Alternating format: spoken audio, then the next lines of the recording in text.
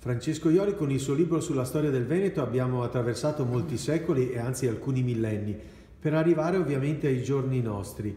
Qual è il tempo in cui viviamo? Il tempo dell'immigrazione, il tempo delle pulsioni autonomistiche, il tempo di congiunture economiche forse di nuovo sfavorevoli?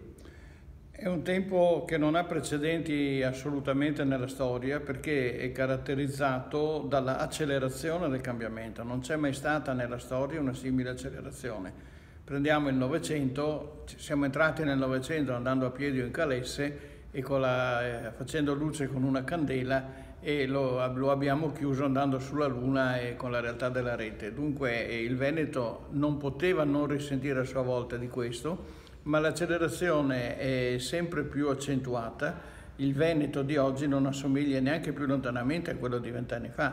Pensiamo solo al fenomeno dell'immigrazione. Il Veneto, che era terra di emigrazione, è diventato un porto di arrivo. Oggi in Veneto sono presenti 170 etnie diverse, cioè una rappresentanza del mondo abita qui con noi.